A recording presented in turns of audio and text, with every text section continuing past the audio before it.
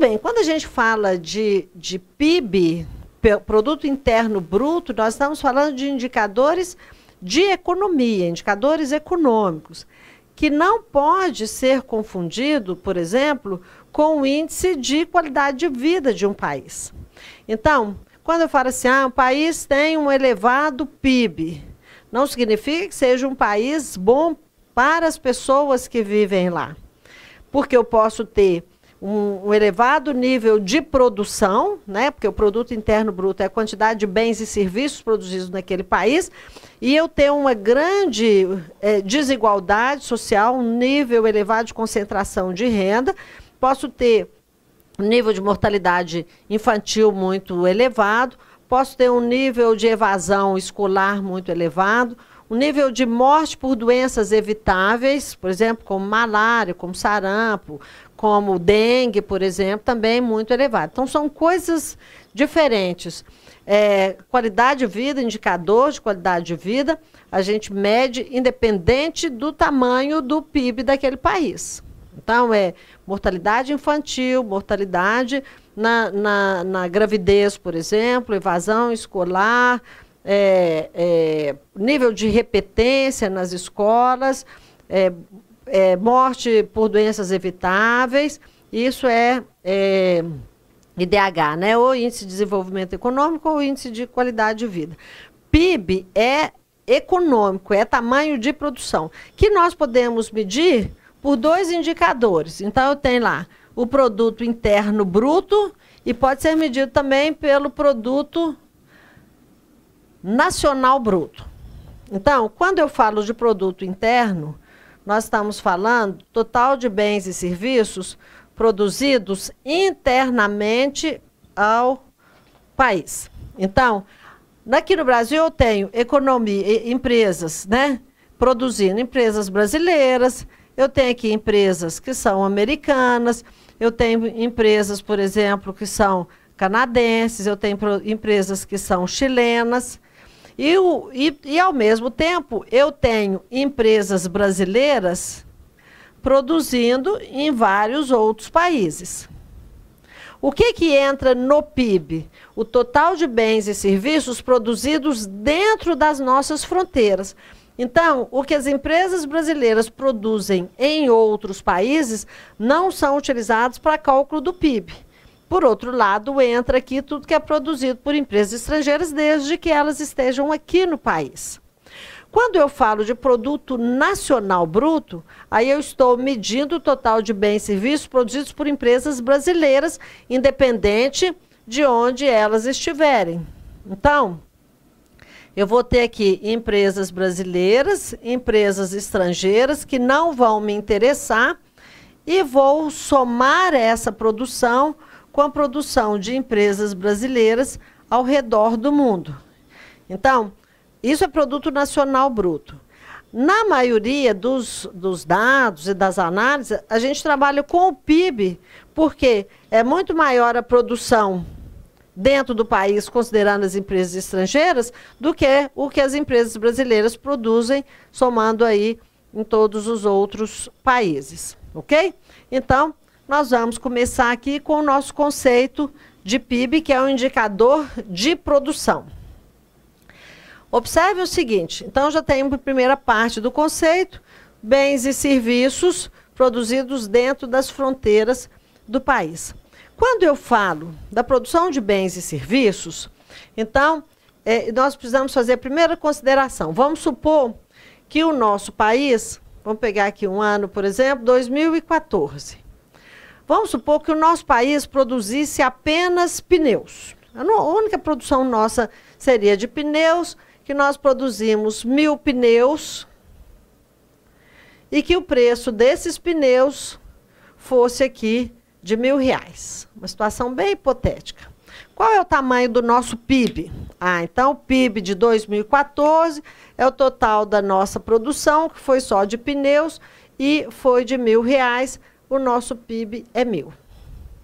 Tudo bem. Chegamos aqui em 2015. 2015 nós produzimos 1000 pneus ao preço de R$1.000. e produzimos 1.000 motores de carro, também ao preço de R$ 1.000. Nossa produção de bens foi 2.000, esse é o nosso PIB, ok? Quando chega em 2016, o que nós temos aqui? Em 2016 nós vamos ter 1.000 pneus, 1.000 motores e 1.000 estruturas. A estrutura do carro, junto com vidro e tal. Então, aqui foi 1.000, os motores 1.000 e a estrutura do carro 1.000. Nosso PIB foi R$ 3.000. Ótimo. Observem que nosso PIB está crescendo. Chegamos em 2017. Vamos supor que nós produzimos, de novo, 1.000 pneus, 1.000 motores, 1.000 estruturas e 1.000 carros. Isso aqui foi 1.000. Isso aqui foi 1.000. As estruturas custaram 1.000.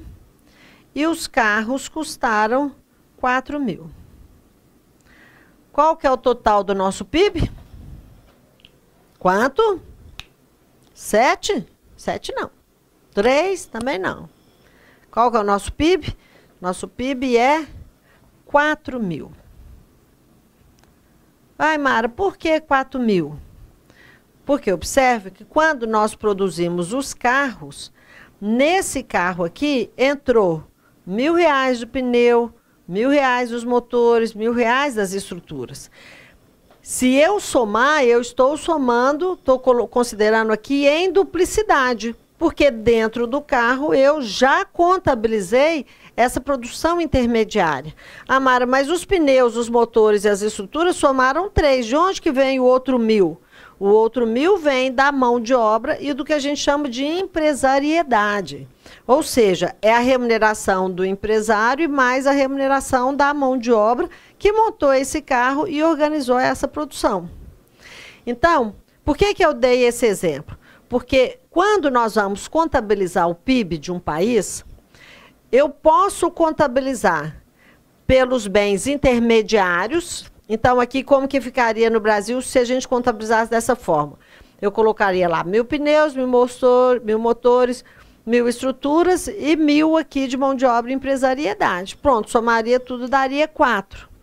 Ou eu posso contabilizar pelo valor final do bem.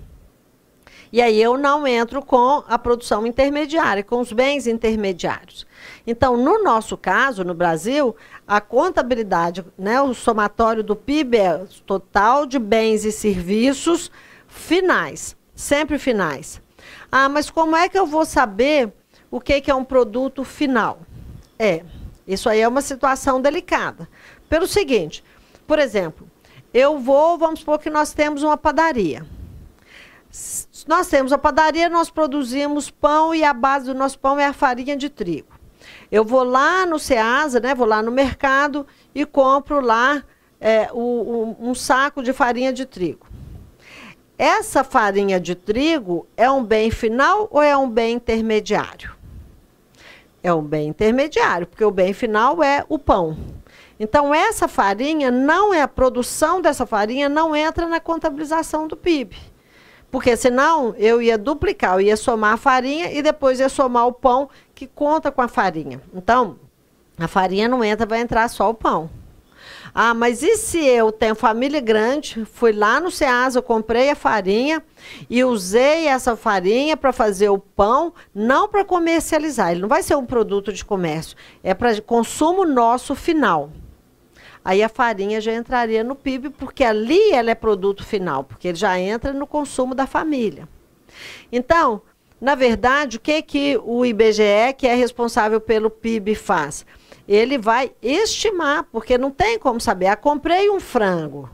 esse frango, ele vai ser desfiado e vai ser utilizado numa torta de frango para eu vender na feira, a rigor esse frango, o frango lá não entraria, o frango congelado que eu comprei não entraria no PIB.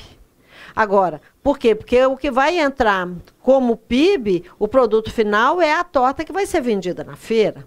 Agora, eu comprei o frango, fiz e comemos ele todo em casa, é um produto final.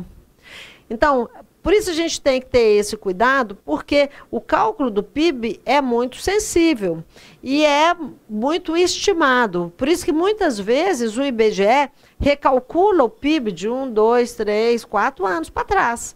Exatamente porque vai aprimorando a forma de apurar, principalmente se aquele produto ou aqueles produtos eles são para o consumo final ou para o consumo intermediário. É claro que o valor de um frango, o valor de um pacote de farinha de trigo, isso não vai fazer diferença expressiva no valor do PIB, que é muito elevado, né? O PIB é mais de 5 trilhões.